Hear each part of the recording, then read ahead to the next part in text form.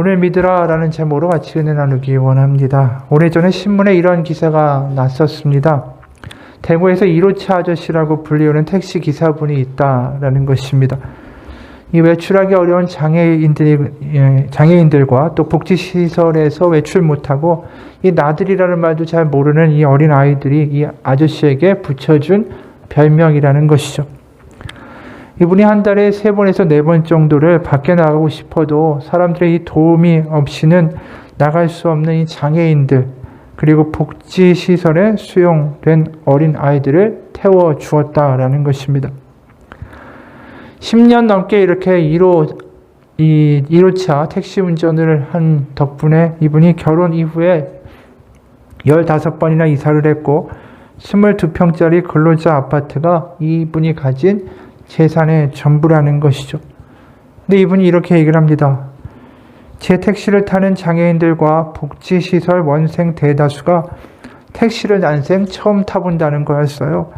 그 말에 내가 모르는 택시의 의미가 달라졌죠. 참 대단한 일이죠. 자신의 어떤 이기적인 마음을 버리고 누군가를 돕는다. 거기서 인생의 의미를 찾는다. 참 대단한 일입니다. 그런데 같은 택시를 몰면서 정반대의 사고를 친 기사도 봤습니다. 한 택시기사가 버스 전용 차선 그거에 불만을 품고 자기가 새총을 만들어가지고 900번에 걸쳐서 버스 전용 차로에 있는 중앙 분리대 유리창을 파손시켰던 사건이에요. 그 사람이 왜 그랬을까? 이유는 간단하죠. 그 사람에게 택시는 일종의 감옥이었던 것입니다. 하루 종일 거기에 갇혀 살면서 길이 막히니까 화만 나고 짜증내고 그 분풀이를 어딘가 해야 되겠는데 그래서 이런 사고를 친 것입니다.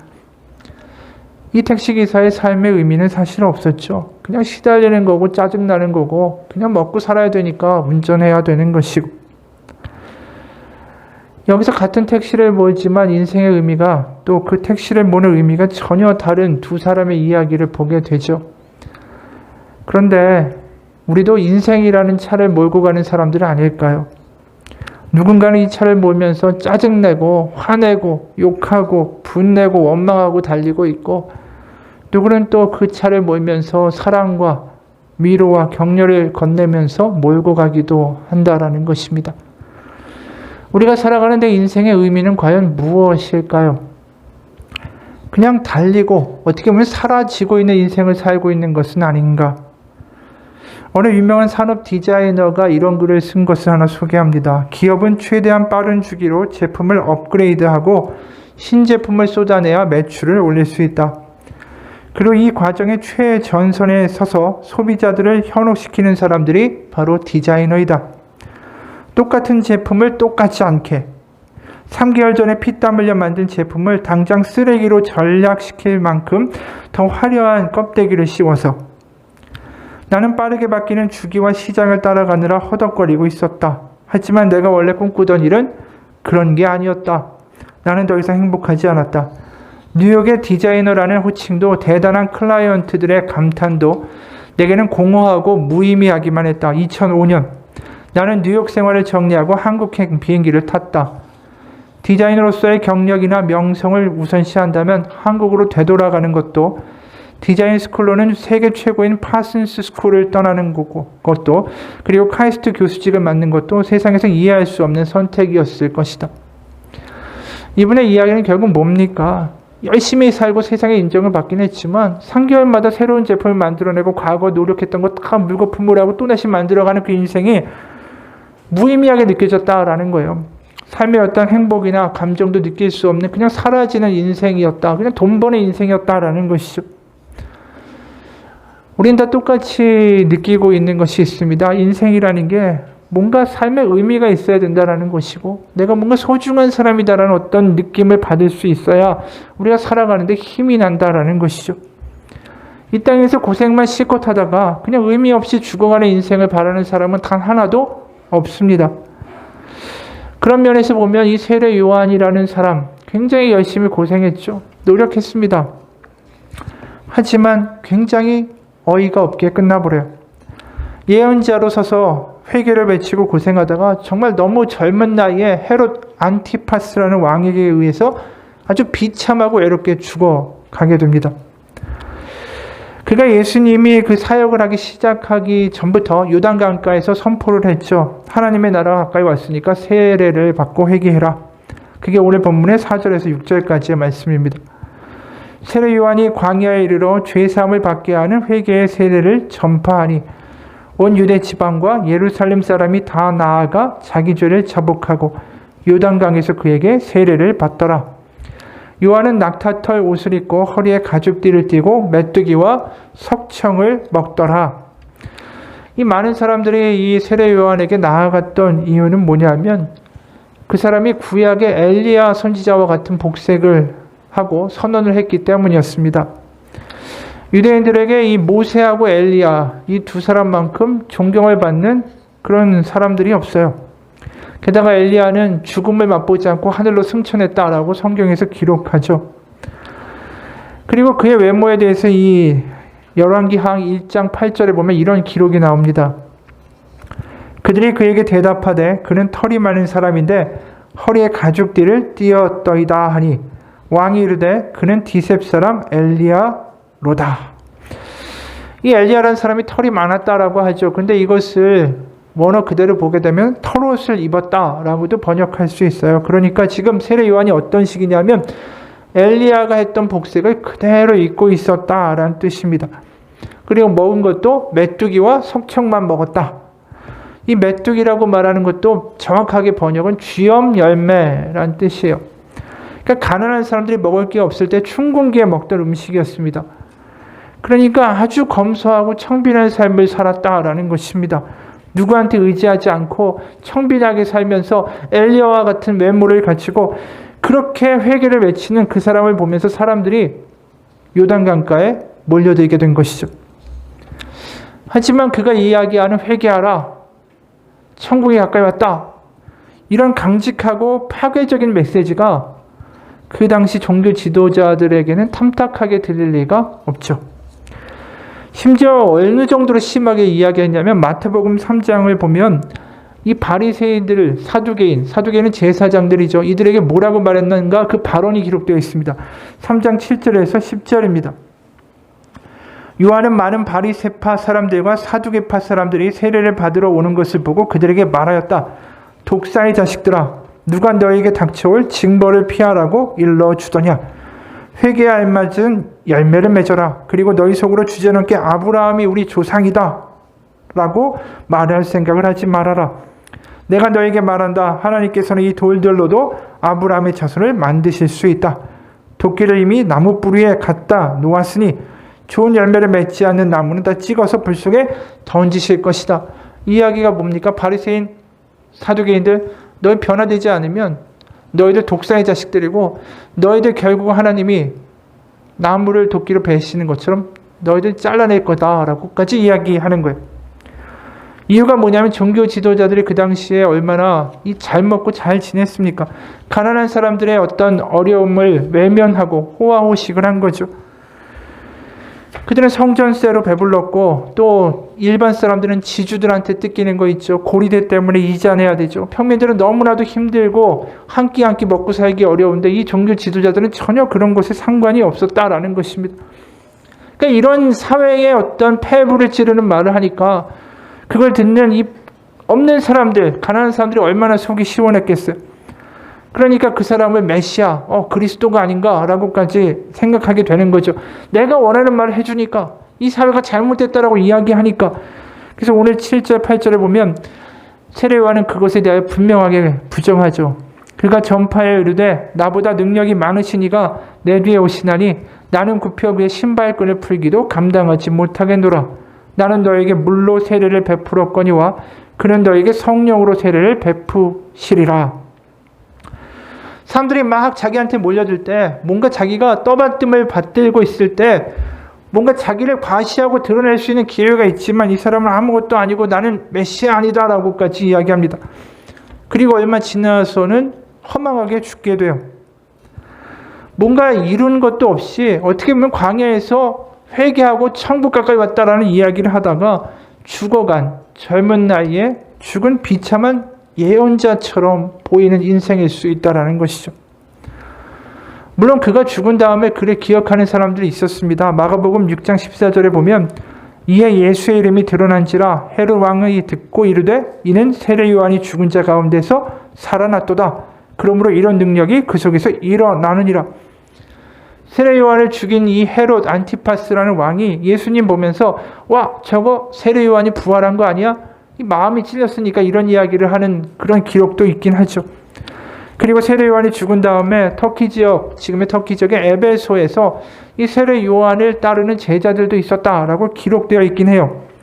사도행전 19장 1절에서 7절입니다. 아볼로가 고린도에 있을 때 바울이 윗지방으로 다녀 에베소에 와서 어떤 제자들을 만나 이르되 너희가 믿을 때 성령을 받았느냐 이르되 아니라 우리는 성령이 계심도 듣지 못하였노라. 바울이 이르되 그러면 너희가 무슨 세례를 받았느냐 대답하되 요한의 세례라. 요단강에서 세례 요한한테 세례받았던 사람들이 지금 에베소에 있는 거예요. 그래서 바울이 이르되 요한이 회개의 세례를 베풀며 백성에게 말하되 뇌 뒤에 오시는 이를 믿으라 하였으니 이는 곧 예수라 하거늘 그들이 듣고 주 예수의 이름으로 세례를 받으니 바울이 그들에게 안수하며 성령이 그들에게 임하심으로 방언도 하고 예언도 하니 모두 12사람쯤 되니라. 그러니까 그 사람이 너무 짧은 인생 가운데 그렇게 허탄하게 죽었지만 그가 뿌린 씨앗은 그래도 세상 가운데 여전히 있었다라는 것이죠. 그럼 그 짧은 인생 가운데 그렇게 뜨겁게 외치던 그 한 가지의 메시지는 뭐였냐면 오늘 우리가 보는 것처럼 회개하라, 천국이 가까이 왔다라는 거예요. 다시 말하면 이렇게 계속 살다가는 당신들 망한다라는 뜻입니다. 이미 이야기한 대로 이렇게 강한 메시지 누구는 좋아하고 누구는 싫어하겠죠. 하지만 사람들이 어떻게 반응하느냐와 상관없이 자신의 그 짧은 인생을 아주 뜨겁게 끌고 갔던 메시지가 바로 이거라는 거예요. 회개하고 천국이 가까이 왔다라는 것입니다. 그 메시지를 전하면서 오늘 2절과 3절에 보면 자신이 어떠한 의미를 가지고 삶을 살았는가 그것을 어떻게 보면 힌트 주는 구절들이 있죠. 선지자 이사야 그래 보라 내가 내 사자를 내 앞에 보내노니 그가 너의 길을 준비하리라. 광야에 외치는 자의 소리가 있어 이르되 너희는 주의 길을 준비하라. 그가 오실 길을 곧게 하라. 기록된 것과 같이. 그러니까 자신이 이 구약에서 선지자들이 예언한 대로 메시아 앞에 오는 사자고 광야에서 외쳐야 되는 소리고 주의 길을 예배해야 되는 자고 그래서 부름받았다라는 분명한 자의식이 있었다라는 것이죠. 그렇기 때문에 자신이 결국 죽게 될지도 모르고 사람들이 결국 자신의 그 말들을 싫어할 줄 알면서도 끝까지 이런 삶의 목표를 가지고 달려갔던 것입니다. 그리고 그것이 맞다라는 것을 확인시켜 주듯이 세례 요한에게 예수님이 직접 세례를 받으시죠. 우리가 이 세례 요한의 메시지를 보면서 무슨 생각을 하냐 하면 짧지만 뜨겁게 살았던 이 사람의 메시지 그리고 예수님이 그의 말이 맞다라는 것을 보여주듯이 그에게 세례를 받으시는데 그 뜨거운 외침이 과거에 머무는 게 아니라 우리에게도 그대로 적용되는 말씀이다라는 것이. 왜냐하면 예수님이 그의 말이 맞다라고 하듯이 세례를 받으신 것처럼 지금도 여전히 우리에게도 이 메시지는 똑같이 들려야 된다라는 것입니다. 오래 살면서 의미 없이 살았던 사람이 아니라 짧지만 강력하게 외쳤던 그 메시지, 분명한 메시지, 회개해라, 천국이 가까이 왔다. 이렇게 살면 안 된다. 그 말씀에 대해서 어떻게 생각하세요? 누구에게나 인생의 끝은 찾아오게 되죠. 천년만년 이 땅에서 계속 살아갈 수 있는 사람은 이 땅에 아무도 없습니다. 앞으로 딱 100년만 지나면 이 자리에 앉아있는 분들 중에 계속 앉아있을 분 아무도 없을 거예요. 100년 지나면 아무도 없겠죠. 결국 우리가 하나님 앞에 서야 하는 날이 누구에게나 오게 됩니다. 더 이상 매일 나가던 직장도 학교도 교회도 나가지 못하고 결국 그분 앞에 서야 하는 날이 누구에게나 오게 되죠. 그건 미룰 수 없고요. 핑계댈 수 없고 지연시킬 수 없고 그건 누구나 다 알고 있습니다. 그럼에도 불구하고 그것을 자꾸만 피하고자 하는 것이죠. 우리가 교회에서 천국의 이야기를 많이 합니다. 하지만 그럼에도 불구하고 오늘 천국 가야 돼 라고 들으면 그거 나중에 가면 안 될까요? 라고 미루고 싶은 게 우리 마음이라는 것입니다. 하지만 결국엔 오게 되죠. 아무리 피하고 싶고 미루고 싶어도 결국은 우리는 하나님 앞에 서게 될 것이고 그럼 내가 왜 이렇게 살았는가? 그런 생각을 하게 되는 때가 온다라는 것입니다. 아니, 우리가 아프기만 해도 그런 것들을 경험하게 되는 것 같아요. 황해남 목사님이라는 분이 갑자기 암 4기 환자가 됐습니다. 그리고 요양병원에 입원을 하게 돼요. 그리고 이 글을 썼습니다. 남자들과 달리 여자 환우들은 함께 운동도 하고 서로 언니 동생 할 뿐 아니라 이름도 서로 다 안다. 친근하게 반말도 하고 누구 한 사람이 항암 치료를 받으러 가면 화이팅! 화이팅! 이렇게 외쳐주기도 한다. 이 여인들이 오늘 저녁 식사 후에 지하에 가서 나에게 탁구를 치고 노래를 부르자고 한다. 지하에 노래방도 갖춰져 있었다. 하지만 순간 머릿속에서 어떻게 빠져나가지라는 핑계를 생각했다. 하지만 나는 어느새 끌려서 지하로 내려가는 엘리베이터를 함께 타고 가고 있었다. 그리고 이들은 노래를 부르기 시작했다. 이곳에서도 역시 트로트가 대세다. 암을 잊은 듯이 잘 논다. 무엇보다 목소리들이 크다. 15차 가운데 엊그제 14차 항암을 마친 젊은 아기 엄마가 고성으로 노래를 마쳤다. 마치 승전가를 부른 것 같았다. 내가 그녀에게 말했다. 정말 장하세요. 대단하세요. 그런데 갑자기 내 말이 별 특별한 게 없는데도 눈물을 글썽인다. 어린 아이들을 집에 둔 채로 이곳에서 이를 악물고 싸우고 있단다. 그 마음이 어떤 마음이었을까? 다음에 노래를 부른 타자는 암이 몇 군데로 전이된 젊은 여환우다. 노래를 부르다 몇 번이나 숨을 고른다. 지친 그대 곁에 머물고 싶지만 떠날 수밖에. 이 노래 가사 더 이상 노래를 잊지 못한다. 힘든 것이다. 아픈 것이다. 이럴 때는 눈물이 약이다. 그래 울어라.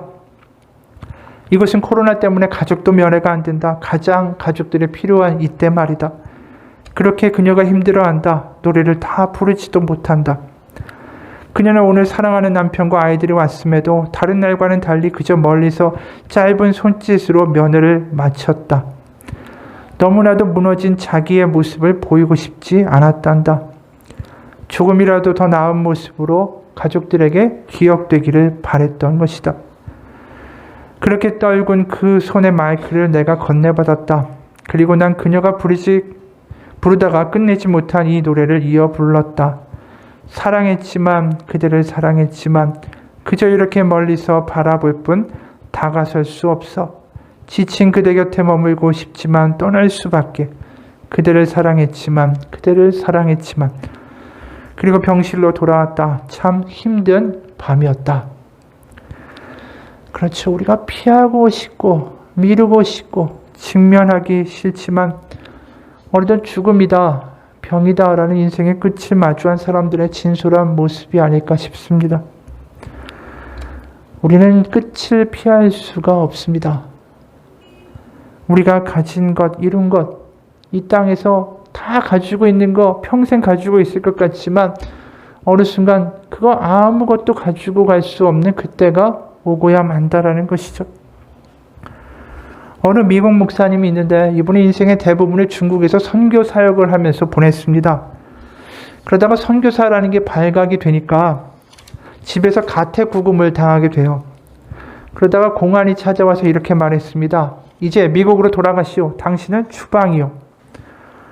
그래도 몸성이 돌아갈 수 있다. 뭐 고난당하거나 고문당하는 것 아니고 갈 수 있다라고 하니까 기뻤답니다. 그런데 공안이 이렇게 말하는 거예요.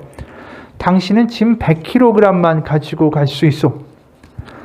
뭐 워낙 선교 사역에 이력이 난 이 가족들이라 짐 싸는 건 일도 아니었습니다. 그래서 저를 가져다가 이것저것 담고 빼고 이렇게 챙기기 시작했습니다. 근데 막상 싸다 보니까 아이들과 남편, 아내가 서로 가져가야 한다는 게 좀 달랐다라는 거예요. 아내는 이 화병만큼은 꼭 가져가야 된다. 이 도자기만큼은.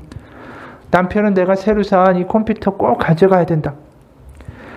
아이들은 장난감을 내밀면서 이거 꼭 가져가야 된다라고 이야기하는 거죠.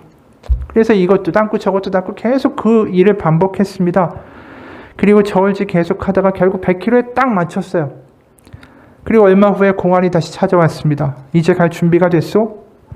그렇소. 목사님이 이렇게 대답을 하니까 공안이 다시 한번 확인하더랍니다. 모든 것의 무게를 쟀소? 물론이요. 그러자 공안이 이렇게 말했습니다. 두 아이들의 몸무게도 쟀소? 이 말에 당황한 목사님이 아니라고 대답하니까 공안이 그럼 아이들의 무게도 포함해서 재시오. 그 말이 떨어지는 순간에 그 가족이 그렇게 밤새도록 이 화병을 담아야 된다, 컴퓨터를 담아야 된다, 장난감 담아야 된다, 물건 담아야 된다, 이런 이야기들이 완전히 쓰레기 같은 말이 돼버린 거예요. 아이들을 다루니까 다른 건 다 필요가 없는 거죠. 그 말 한마디, 아이들도 제시오, 이 말의 모든 게 의미가 없어지더라는 거예요. 우리 삶에 그런 순간이 닥쳐와요. 우리 삶에서 귀중하게 여기던 게 다 쓸데없는 거로 느껴지는 순간이, 쓰레기로 느껴지는 순간이 닥쳐옵니다. 바로 그 순간을 지금 세례 요한이 우리에게 도전하고 있는 것입니다. 결단이 필요하다라는 것이죠. 더 이상 미루지 말고 믿음이 무엇인지 예수 그리스도에 대해서 진지하게 생각해야 한다라는 것입니다. 내일로 미루지 말고 회개하라, 천국이 가까이 왔다. 언제나 내일이 있을 거라고 생각하지 말라는 것이죠. 바로 결단해야 된다는 뜻입니다. 영어로 결단이라는 게 decision이라는 단어인데, 이 단어가 라틴어에서 보면 자르다라는 단어에서 유래했습니다. 그러니까 내가 미루고 더 생각해보고 더 따져보고 더 숙고하고 이런 짓들을 잘라버린다가 decision, 결단한다라는 단어라는 것이에요. 근데 우리가 결단 안 하는 것 같은데요. 결단을 참 많이 하는 게 하나 있습니다. 어떤 결단을 하냐면 미루는 것을 결단해요. 선택하기를 안 하기를 결단한다라는 것이죠. 그러니까 자꾸만 미루면서 그래, 내일 하지. 내일 믿지. 나중에 잘하지. 우리가 내일이 영원히 있을 것처럼 생각하면서 미루는 결단들을 많이 한다라는 것이죠. 그걸 보신 하나님이 얼마나 답답하시겠어요. 우리의 끝은 모르지만 하나님은 그 끝을 아시니까 말입니다. 그러다 보니까 하나님이 그렇게 관성으로 가는 인생 가운데 때로는 이 충격 요법을 쓰시기도 해요. 아프기도 하고요. 갑자기 나의 연약함을 경험하기도 하고요. 어느 미국 동북부에 사는 아주 유명한 변호사가 있었대요. 아주 출세하고 아주 능력 있는 변호사가 있었는데 이 사람이 문제가 하나 있는데 그건 술을 좋아하는 것입니다. 매우 성공했지만 매일 그 로펌, 법률사무소에 갈 때마다 시카고의 한 도로를 지나가야 되는데 술집을 지나가야 되더랍니다. 그냥 그러니까 그곳으로 매일 들어가고 아침에 술을 한 잔씩 하고 출근하는 게 일상이었습니다. 어느 날은 출근길을 걸어가는데 눈이 조금씩 내렸다고 해요. 그때 어떤 소리가 들려서 돌아보니까 그의 6살 난 아들이 있었다라는 것입니다. 아이가 엄마의 눈을 피해서 집에서 빠져나왔고 아들은 자신의 작은 발로 아빠가 남긴 큰 발자국을 따라오고 있었던 거죠. 금방 내려서 쌓인 눈 위에 아빠의 발자국이 남아 있었던 것입니다. 이 작은 소녀는 아빠가 남긴 큰 발자국을 따라 자기의 작은 발자국을 그 위에 포개면서 밟고 걸어오고 있었다라는 것입니다. 그냥 술집 문 앞으로 자기가 남긴 발자국을 보면서 따라오는 아들을 보면서 마음에 충격을 받았어요. 그는 달려가서 아이를 안아 울려 집에 있는 아내에게 데려다주고 자기 집의 아래층에 내려와 무릎을 꿇고 흐느끼기 시작했습니다. 하나님 앞으로 다시는 제 발걸음이 제 아들을 술집으로 인도하는 일이 없도록 도와주옵소서. 제 발걸음이 제 자녀를 하나님 당신께 인도하도록 하옵소서. 이 잘나가고 세상에서 두려울 게 없는 것 같은 이 변호사가 결국 이러한 충격의 순간을 마주하는 순간에 변화되어야 된다라는 것을 절감하게 된 것이죠. 맞습니다. 우리 삶 가운데 결단과 결심이 필요한 순간들이 있습니다. 믿음은 결심과 결단이 수반되는 거예요. 우리가 미룰 수 있지만 오늘 뭡니까? 회개하라. 지금 하나님의 나라가 가까이 왔다. 끝이 가까이 왔다라는 것입니다. 우리가 결단하면서 이런 주춤한 생각들이 들죠. 내가 결심하고 결단해도 작심삼일인데 내가 뭔가 하나님 잘 믿기로 하고 내가 예수님께 기도하기로 하고 내가 뭔가 하나님 잘 믿어서 정말 내가 제대로 살겠다고 결심하지만 그 얼마 지나면 꽝일 텐데 원래대로 돌아가는 거 아닌가. 그러면서 또 그냥 그래 나중에 하지. 이렇게 돌아갈 때가 많이 있습니다. 그런데 문제는 말입니다. 우리가 이렇게 미루는 것 자체가 문제지 우리가 결단하고 넘어지는 건 문제가 아니에요. 사실은 왜냐하면 내가 설사 결단하고 무너진다고 해도 그 결단 자체와 그 마음을 하나님이 기뻐 받으실 것이기 때문입니다. 원래 복음은 우리가 연약하다라는 것을 하나님이 알고 계시다라는 전제에서 출발하는 거예요. 내가 결단하고 얼마 못 간다 하더라도 그것 자체가 문제가 되진 않습니다. 왜냐하면 누가복음 22장을 보면 베드로가 이제 예수님이 내가 십자가에 갈 거고 고난받을 거고 죽을 거야. 그리고 부활할 거야. 그런 이야기를 하시는데 33절에 보면 누가복음 22장 33절에 그가 이렇게 얘기합니다. 그가 말하되 주여 내가 주와 함께 오게도 죽는 데에도 가기를 각오하였나이다.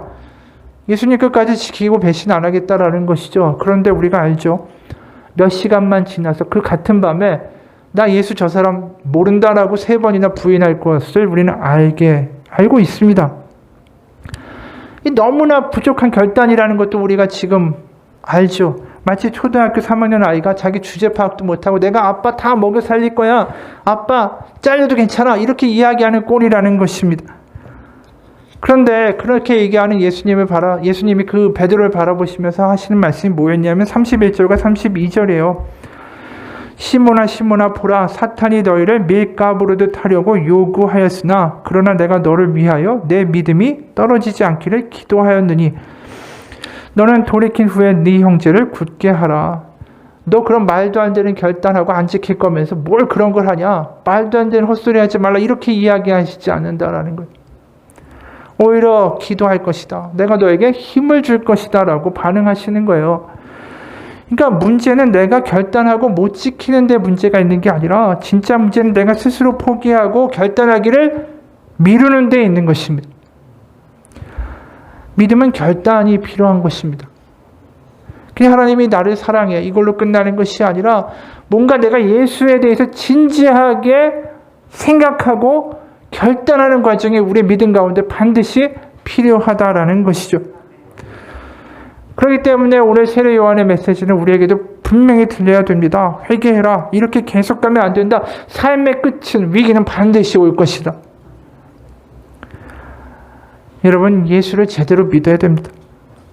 내가 때로는 결단하고 좀 약해지고 흔들린다 할지라도 그 고백을 들으신 그 주님이 우리 가운데 힘을 주실 것입니다. 부족하고 쓰러지고 그래서 회개하면 다시 우리는 늘 다시 시작할 수 있는 기회를 갖는 것이죠. 그게 복음이에요. 회개해야 된다는 게 우리에게 부담처럼 느껴지죠. 아, 또 회개해야 돼. 왜 이렇게 회개 이야기해? 난 괜찮게 살고 있는데. 그게 아닙니다. 회개는 다시 시작할 수 있는 기회를 주신다라는 뜻이에요. 회개하면 다시 시작할 수 있다. 그 회개가 왜 그렇게 중요한 것이냐? 왜냐하면 우리가 자녀로 하나님께 받아들여졌기 때문이에요. 우리가 아이가 와서 내가 뭐 하기로 했는데 못했다고 할 때 이 저주의 자식아, 넌 내 자식이 아니야 라고 말할 부모가 어디 있습니까? 우리가 복음을 제대로 듣는다라면 복음이 우리에게 감격이 되는 이유는 뭐냐면 하나님과 내가 아버지와 자녀의 관계가 됐다라는 거예요. 그렇기 때문에 우리가 잘못할 수 있어요. 그게 문제가 되는 게 아니에요. 회개하고 다시 시작할 수 있다는 게 바로 하나님의 자녀된 권세라는 것이죠. 그렇기 때문에 우리가 하겠다라는 결단 자체를 하는 것이 굉장히 요구되고 좋은 거예요. 우리가 자식이 와서 아버지 제가 이렇게 할게요. 뭘 할게요. 그게 얼마나 기특해 보여요. 걔 능력대로 되지 않는다 할지라도 그것 자체가 귀여워 보이고 아름다워 보이는 게 어버이의 마음 아니겠습니까? 우리가 하나님의 자녀가 됐다면 회개할 수 있다는 것도 기쁜 일이고요. 결단할 수 있다는 것도 기쁜 일이에요. 두려워하지 말고 내가 하나님한테 뭘 해보겠다. 어떻게 하겠다. 결단하고 결심하고 가보세요.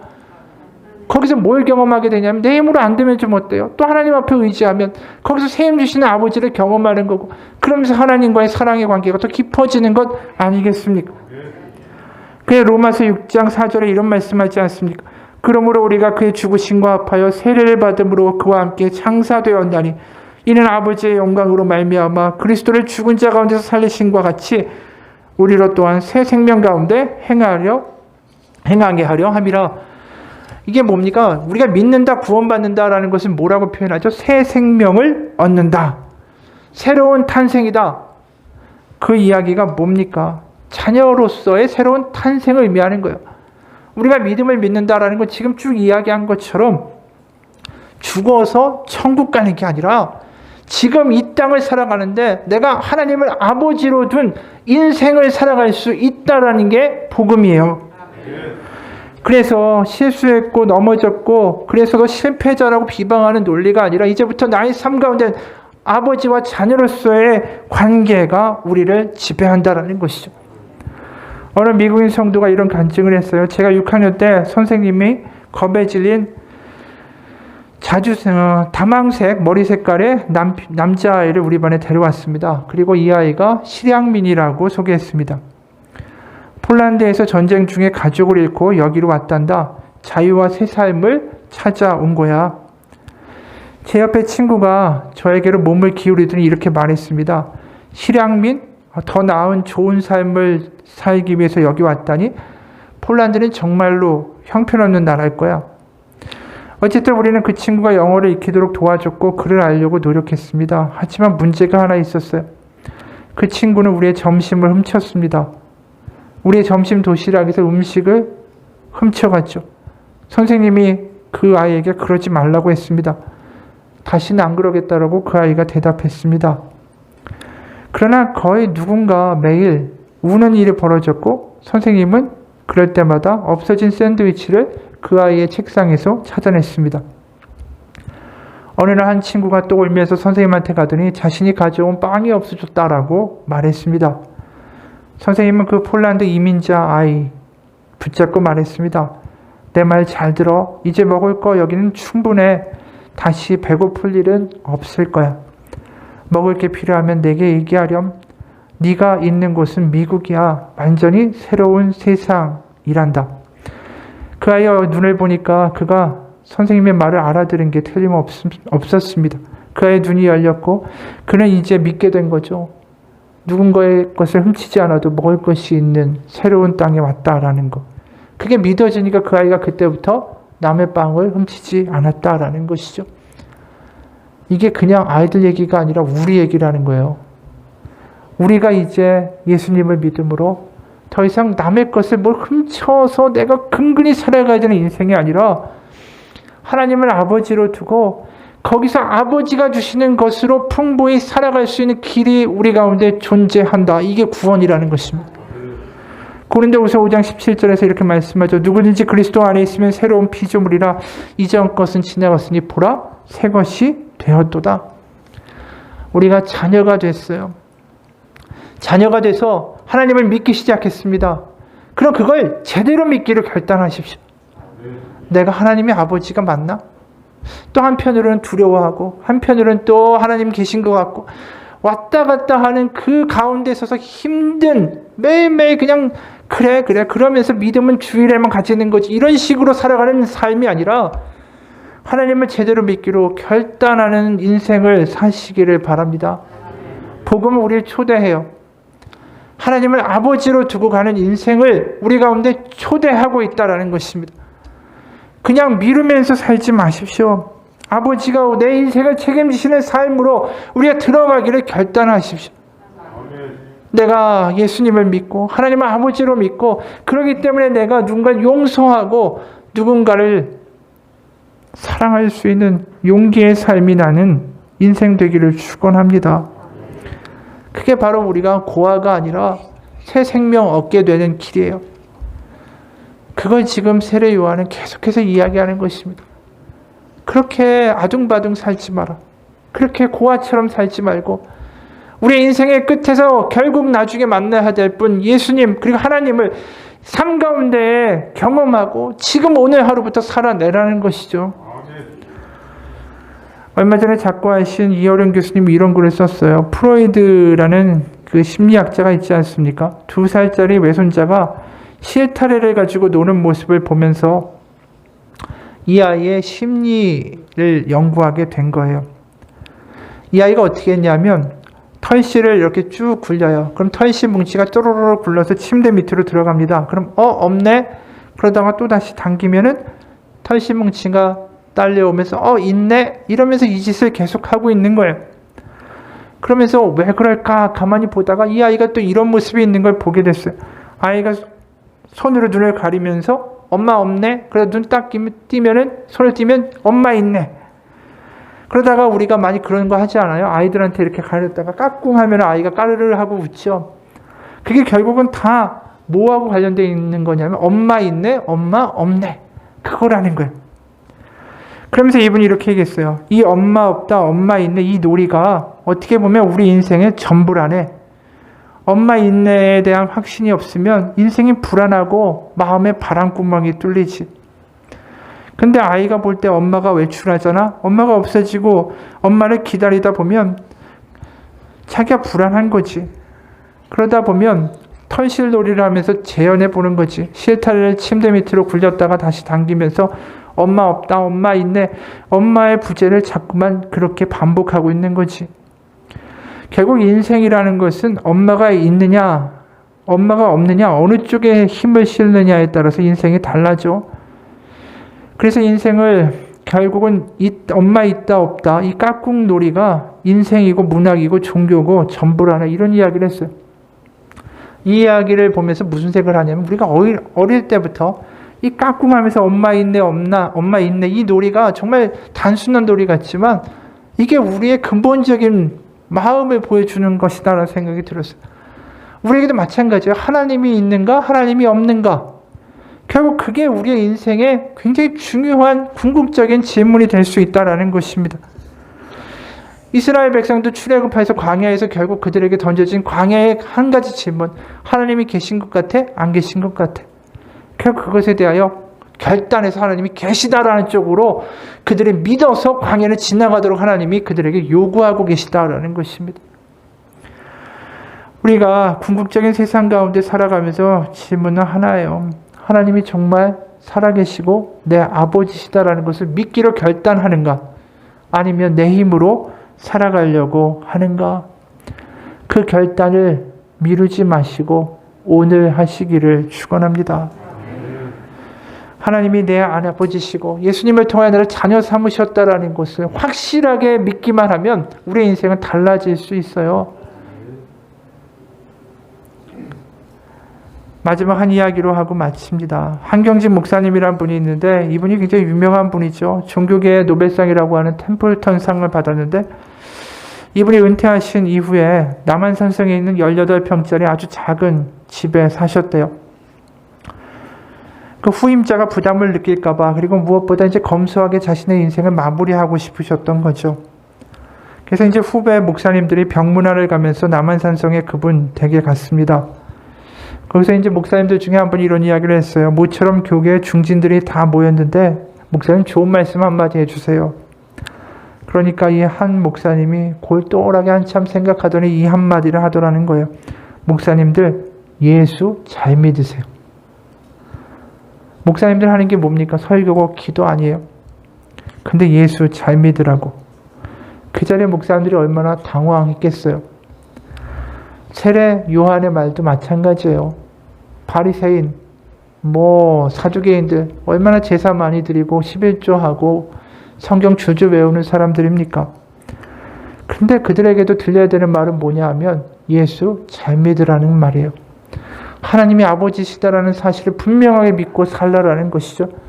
그게 우리에게 얼마나 큰 결단이고 그게 되면 우리의 삶이 얼마나 변화될 수 있는지 그것을 이 한 목사님이 다시 한번 이야기하는 것입니다. 우리가 엉터리 같은 믿음이고 우리가 때로는 그냥 사는 게 사는 거지라고 살아가는 인생이다 할지라도 오늘 이 자리에서 다시 한번 결단하기 원합니다. 하나님이 제 아버지가 되심을 제가 믿기 원합니다. 제가 소유하기 원합니다. 그것이 사라지는 힘이 되기 원합니다. 바로 예수님, 바로 그분을 통해 우리 가운데 분명한 구원을 주셨음을 믿습니다. 죽어서 천국 가는 복음이 아니라 이 땅에서 하나님의 자녀로 살아가는 그 복락을 경험하기 원합니다. 제가 그것 안에 살아가기 원합니다.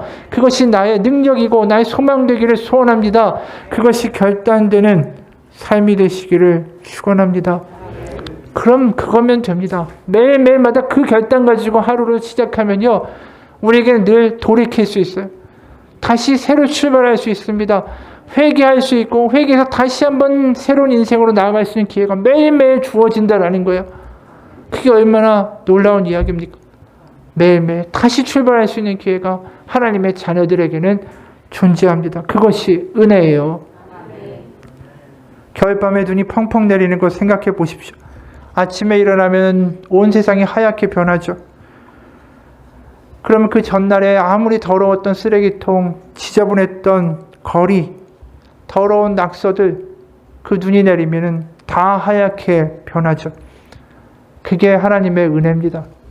우리의 죄가 있다 할지라도, 부족하다 할지라도 주님 안에서 다시 기도하고 하나님 아버지라는 것을 믿고 하루를 시작할 때 우리의 인생 그렇게 새롭게 시작할 수 있음을 믿으시기 바랍니다. 같이 기도하겠습니다. 하나님 아버지, 우리가 삶을 살아가면서 습관으로 살아가는 인생 되지 않기 원합니다. 관성이 우리를 이끌어가는 인생 되지 않기 원합니다. 내 손으로 아둥바둥하며 고아처럼 살아가는 그런 불안한 인생 되지 않기 원합니다. 매일 아침마다 결단할 것입니다. 바로 하나님이 내 아버지가 되시고 내가 자녀된 것을 믿는 믿음 가운데 살아가기를 결단하고 그것이 나에게 믿어질 수 있도록 하나님 역사해달라고 기도하고 그럴 때마다 아무리 어제가 엉망이었다 할지라도 오늘 하루는 새로운 하루가 될 수 있음을 믿습니다. 그것이 하나님의 은혜고 오늘 다시 하나님 안에서 살아갈 수 있도록 결단하는 자에게 하나님의 능력 부어주시는 하나님의 자녀의 권세를 매일매일 맛보며 살아가는 우리 인생 되게 도와 주옵소서. 예수님 이름 받들어 기도합니다. 아멘. 우리 같이 기도합시다.